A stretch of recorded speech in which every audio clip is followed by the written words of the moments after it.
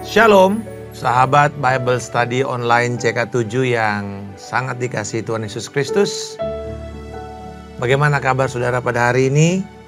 Saya percaya bahwa kita yang dengan rela datang dan ingin belajar bersama-sama, saya sangat menghargai semangat saudara dalam mempelajari firman hari demi hari. Dan kiranya 40 menit ke depan ini akan menjadi waktu yang sangat berharga untuk menolong kita bertumbuh di dalam kekristenan kita. Dan topik pembelajaran kita kali ini dari Yeremia 18. Pelajaran tentang ketaatan dan dari pekerjaan tukang periuk. Ini adalah lagu-lagu yang banyak kita dengar. Bagaimana Tuhan itu adalah penjunan dan kita ini hanyalah tanah liat. Kita ini adalah bejana. Dan saya percaya bahwa hari ini lewat penyembahan ini juga kita diingatkan untuk kita menyadari kita ini bejana, kita bukan penjunan.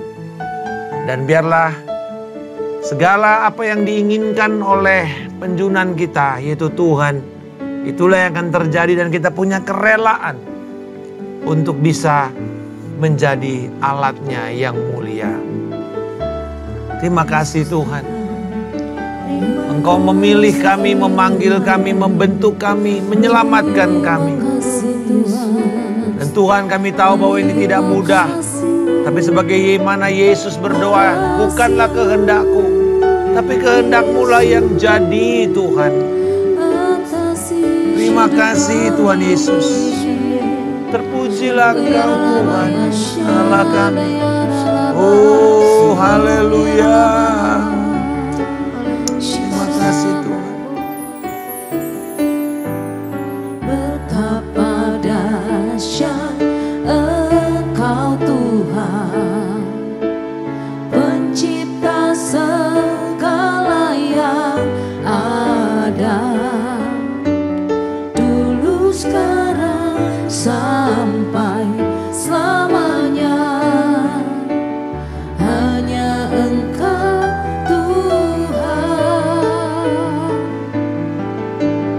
tak terselami pikiranmu,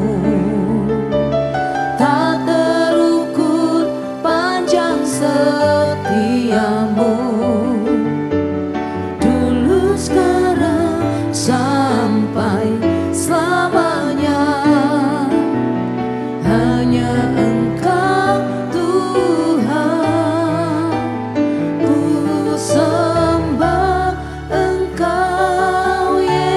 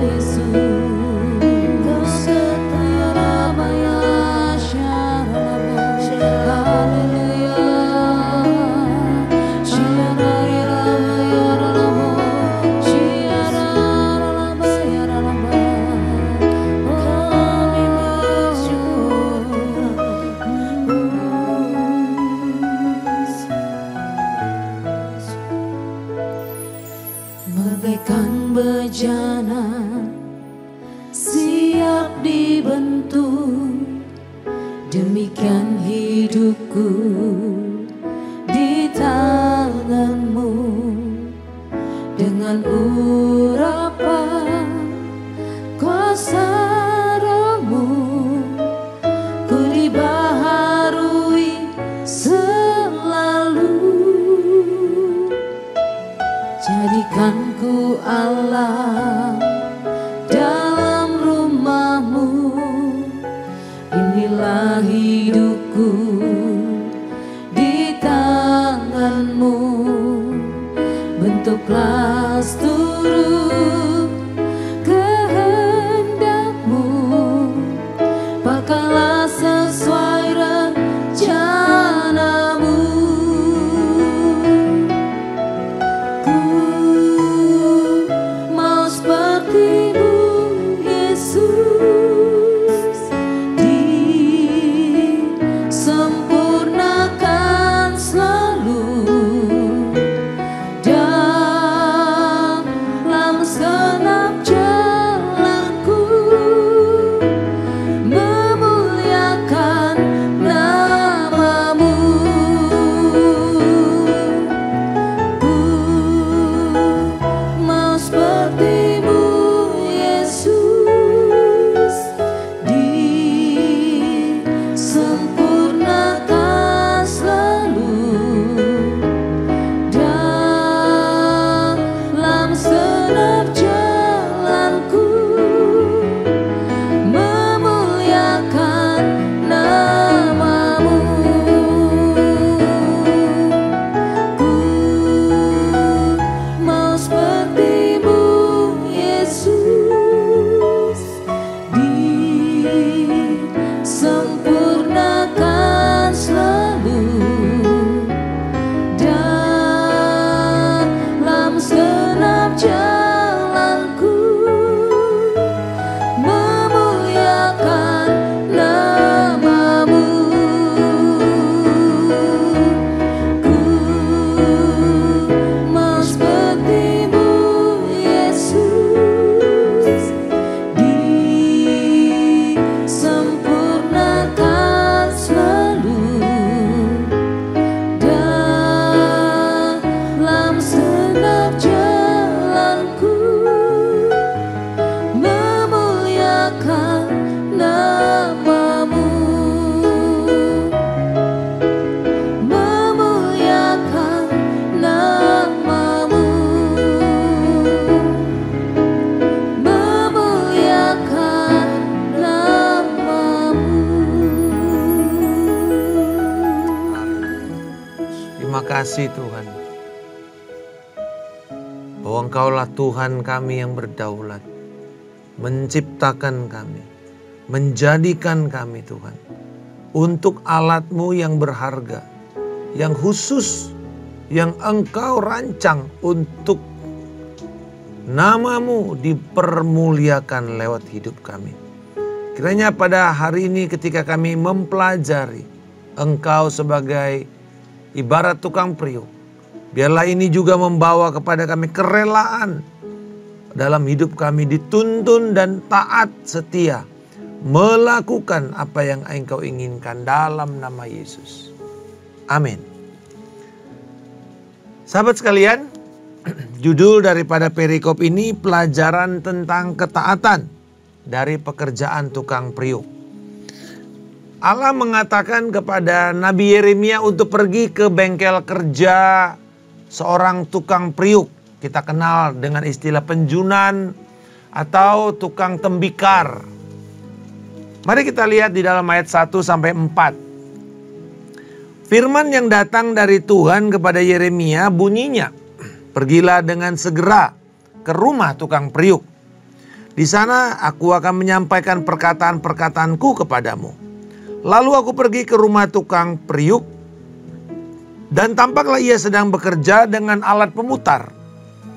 Jika bejana yang sedang dibuat dari tanah liat di tangannya itu rusak, tukang periuk itu mengerjakannya kembali menjadi bejana lain menurut apa yang dipandangnya baik. Kemudian datanglah firman Tuhan kepadaku bunyinya, Apakah aku tidak dapat bertindak terhadap kamu seperti tukang periuk ini? Hai kaum Israel, demikianlah firman Tuhan.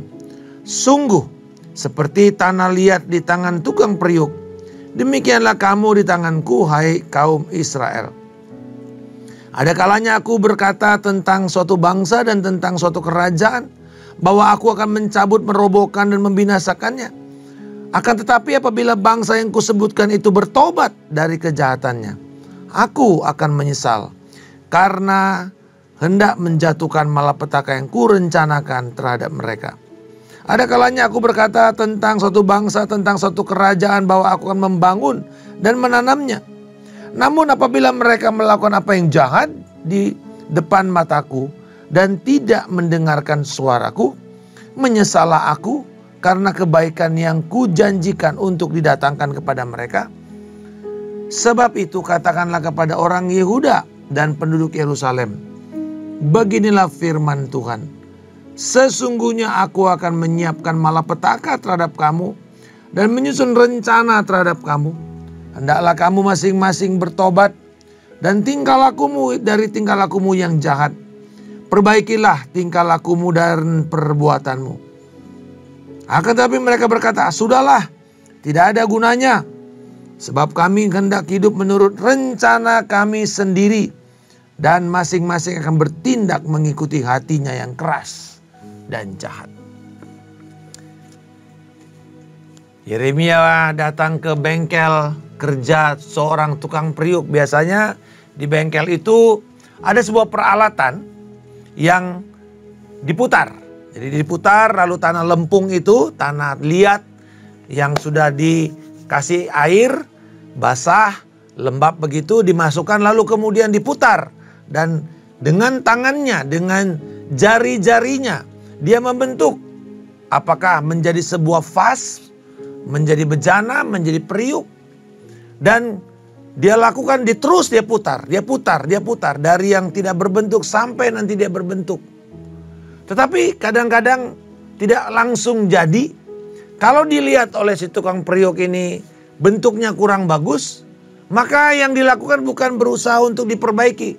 Tapi dia akan hancurkan lagi semua, buat lagi menjadi sebuah gumpalan, dan mulai dilempar dan diputar dan dibentuk lagi. Kadang-kadang dia memakai peralatan yang cukup tajam untuk membuat garis-garis yang halus. Dan semua ini dilakukan karena dia yang menjadikan dan dia yang punya ide seperti apa tanah liat ini nanti jadinya. Ada yang jadi vas bunga, ada yang cuma jadi peralatan dapur, peralatan masak, atau bahkan menjadi sebuah bejana yang dipakai untuk pekerjaan mulia. Jadi tidak sama semuanya. Dan kita tahu bahwa Allah yang menjadikan ini memiliki hak. Dan inilah yang kita katakan sebagai hak kedaulatan Allah. Jadi kalau kita lihat di dalam ayat 5 dan 6a, Tuhan nanya, apakah aku tidak boleh untuk berbuat seperti tukang periuk ini kepada umatku yang telah aku ciptakan? Ini kan sebuah pertanyaan retorika sebenarnya. Ya jawabannya sudah pasti tahu. Tidak perlu dijawab karena jawabannya sudah pasti iya. Karena dialah yang menjadikan kita. Dialah yang menciptakan dan mengizinkan kita ada. Jadi kalau ada orang lahir mungkin tidak sempurna secara fisik atau mengalami disabilitas, bukan berarti Tuhan gagal. Tetapi dia sengaja. Satu kali saya pergi ke tukang tembikar di Bali dan saya lihat kok pletot-pletot gitu. Dia bilang ini lagi model, Pak. Oh, jadi nggak bulat, yang rapi gitu seperti yang selama ini kita tahu. Dan itu memerlukan skill. Dan tidak ada yang sama. Menarik sekali, tidak ada yang seragam. Mungkin dari orang yang sama tetapi dari bentuk yang berbeda. Menarik.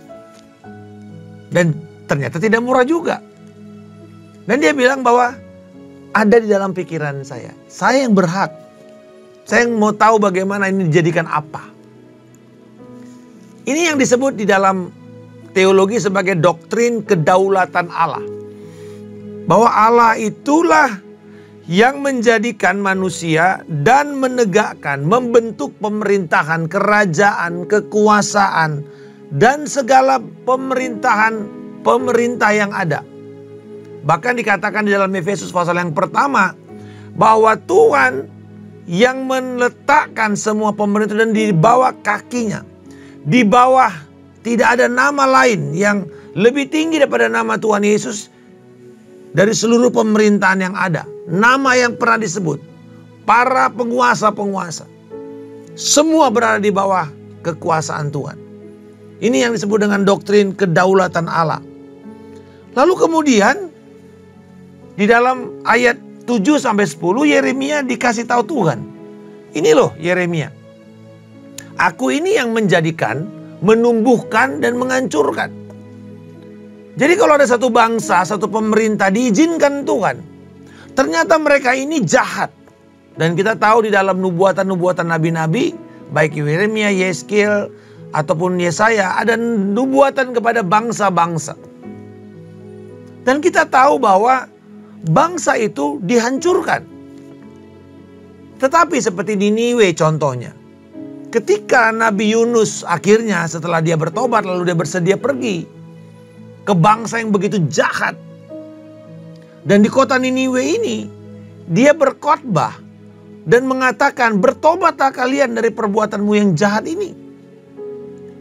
Lalu kemudian raja itu mau mendengarkan. Sehingga kemudian Tuhan menyelamatkan mereka. Tuhan membiarkan mereka hidup. Tetapi kemudian juga Tuhan mengatakan, ada bangsa yang saya janjikan untuk diberkati. Tetapi mereka kemudian menjadi jahat, melakukan semua yang bertolak belakang dengan keinginan Allah.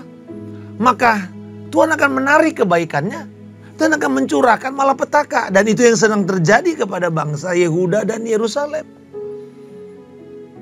Jadi saudara-saudara, prinsipnya di sini bahwa Allah yang berdaulat ini bukan cap cip cup. Ada kadang-kadang Allah bilang, aduh hari ini aku ingin memberkati si A deh.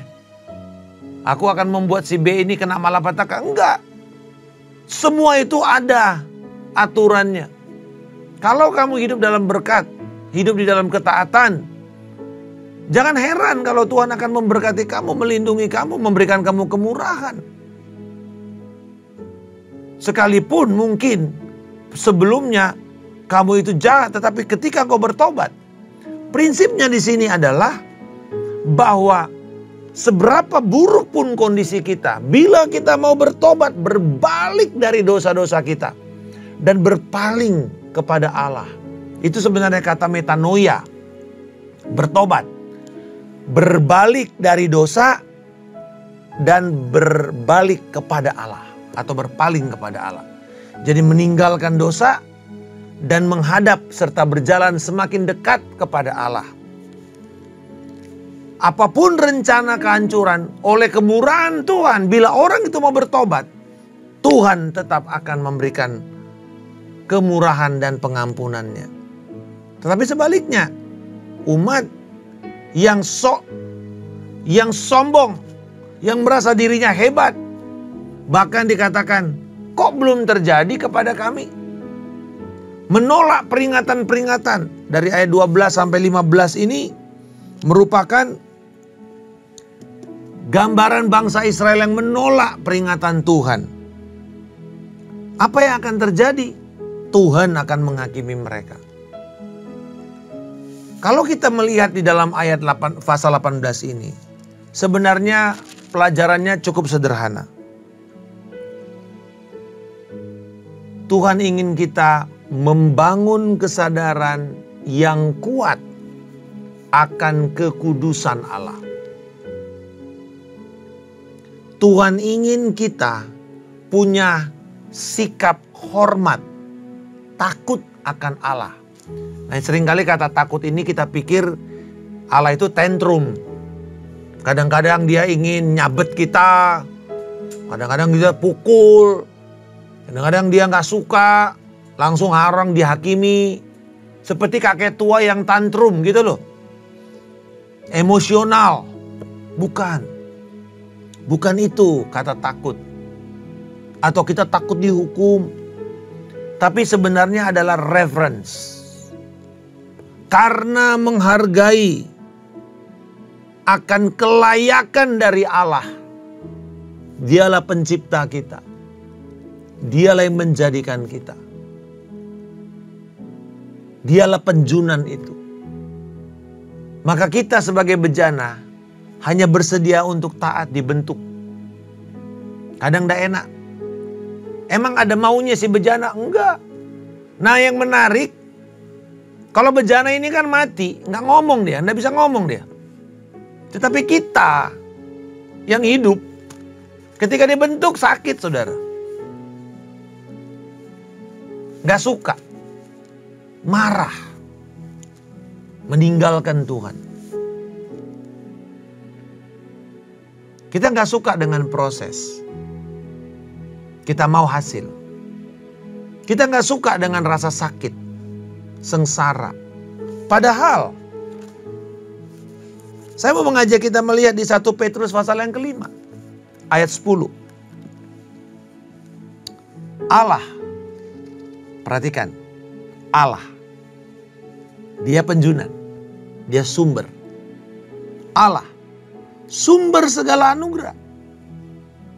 Yang telah memanggil kamu dalam Kristus kepada kemuliaannya yang kekal. Akan melengkapi, meneguhkan, menguatkan, dan mengokohkan kamu. Sesudah kamu menderita untuk sementara. Dialah yang punya kuasa sampai selama-lamanya. Amin. Itu loh yang dikatakan sebagai konsep doktrin Allah yang berdaulat. God's providence. Providensia Allah. Allah yang memegang kendali. Bukan manusia. Bukan pemerintahan. Bukan one government. Seperti yang diidam-idamkan dan dicita-citakan oleh orang-orang antikristus. Allah. Dan Allah sumber kasih karunia ini Allah yang memanggil kita di dalam Kristus. Jadi ketika kita di dalam Kristus kan kita dipanggil, kita seperti tanah lempung itu yang kemudian mulai diputar oleh Tuhan. Saya mau jadikan anakku ini sebagai pemberita Injil lewat musik. Maka dia bentuk karakternya. Saya mau orang ini dipakai dengan profesinya sebagai dokter dan melayani Tuhan. Dibentuk karakternya. Masing-masing punya spesifikasi, itu sebabnya kita nggak boleh iri dengan talenta dan karunia-karunia rohani orang lain. Yang penting adalah ketika Tuhan mempercayakan kepada kita sebagai pengurus yang setia, penata layan kasih karunia Allah. Ayo kita serius dan menjadi yang terbaik di area itu. Karena saya adalah seorang pengajar Alkitab. Saya harus tekun dan bekerja keras. Menuntut ilmu setinggi-tingginya demi jemaat. Untuk bisa diperlengkapi. Hal yang sama dengan Pak Dokter. Yang bekerja keras. The best of the best. Untuk bisa melayani dan memberkati. Menjadi pintu. Kita tidak boleh iri dengan 1 talenta, 2 talenta, 5 talenta. Yang penting kita menggandakannya atau tidak.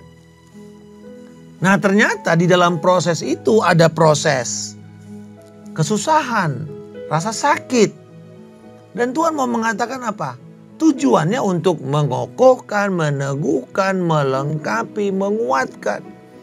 Dengan kata lain, semua proses tadi itu adalah proses pembentukan kita. Supaya kita menjadi alat kemuliaannya. Karena dikatakan bahwa kepada tembikar atau vas bejana yang alat mulia, prosesnya lebih lama. Kadang-kadang bisa 2-3 kali. Ya, dan Allah bukanlah penjunan penipu. Apa maksudnya Pak Markus penjunan penipu? Begini. Kalau seorang yang penjual tembikar itu porselin, zamannya dulu sampai zamannya Yesus di Romawi kuno atau Yunani kuno, begini cara mereka ngecek sebuah vas bunga itu mahal dan benar atau tidak. Jadi jangan tertipu dengan bentuk luarnya yang keren, warnanya yang cakep, enggak. Apa yang dilakukan?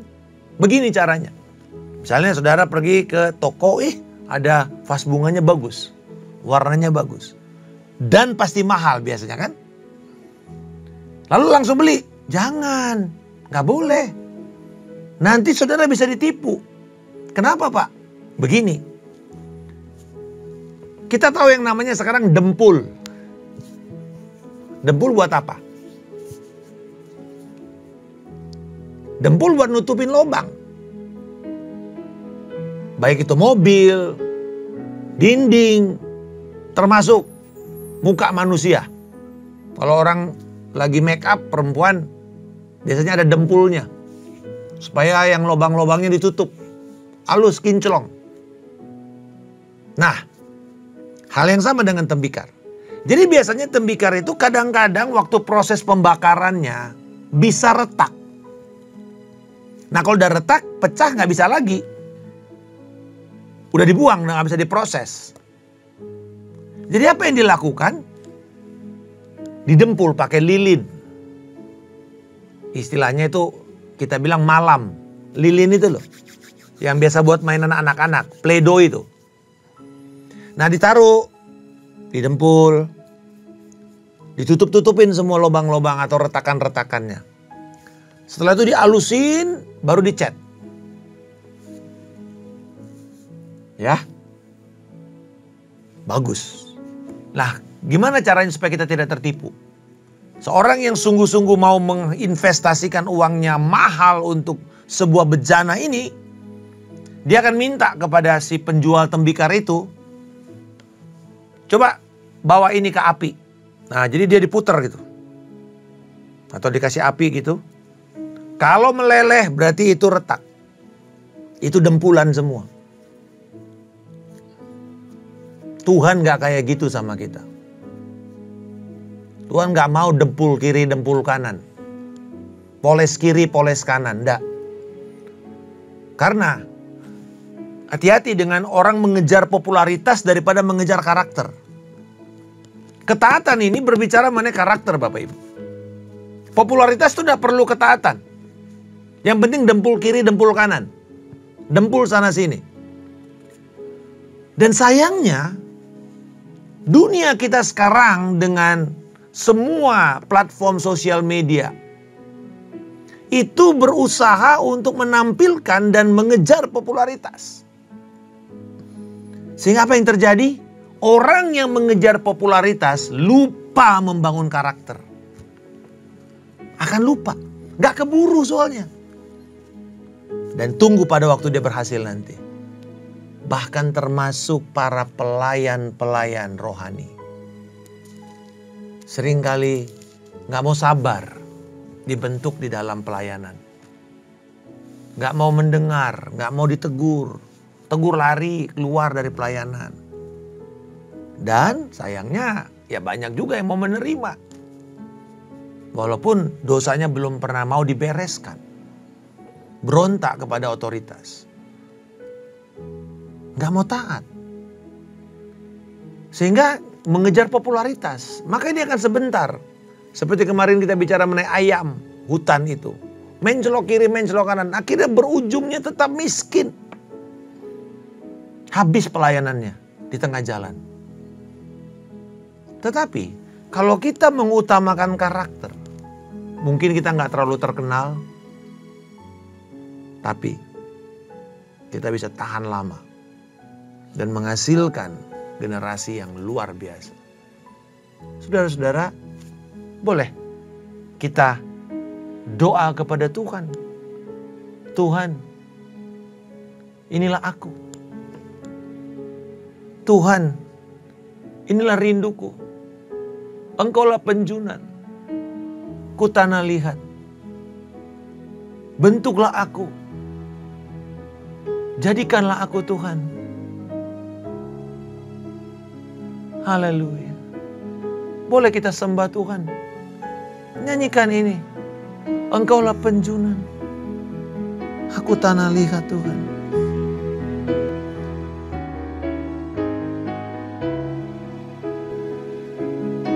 Haleluya. Terima kasih Tuhan. Thank you Lord. Engkau penjunan. Tanah Ku tanah liat. bentuk dan jadikanlah Tuhan. Bentuk jadikan. Inilah doa kami Tuhan. Ini doaku. Ubah Ubah hatiku seputih salju. Ubah hatiku apapun dosamu, kecemaranmu pada hari ini, berbaliklah pada Tuhan. seperti dirimu. Sekali lagi kita katakan, ubah hatiku. Ubah hatiku Mari datang bertobat kepada Yesus pada saat ini. seputih salju. Inginkan ketaatan lebih daripada popularitas. Inginkan karakter lebih daripada sekedar reputasi dan nama. Seperti dirimu. Kami mau seperti Engkau Tuhan Yesus, seperti yang Engkau inginkan kepada kami. Engkau penjunan. Oh haleluya. Ku tanah liat. Bentuk dan jadikanlah sesuai dengan tujuanmu dalam hidup kami Tuhan. Bentuk jadikan. Ini doa. Katakan sekali lagi, Engkau penjunan Tuhan. Engkaulah yang berdaulat atas hidup kami. Bukan kami yang memilih jalan kami Tuhan. Ampuni kami kalau kami memilih jalan kami sendiri-sendiri. Ampuni kami kalau kami memilih hati kami yang keras dan jahat. Kami mau menjadi hati yang lembut dan hati yang taat Tuhan. Ini doaku. Ubah hatiku. Ubah hatiku. Seputih salju. Yes, God. Ubah hatiku seperti dirimu.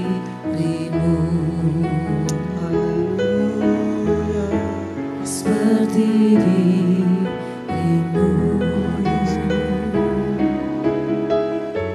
Seperti dirimu.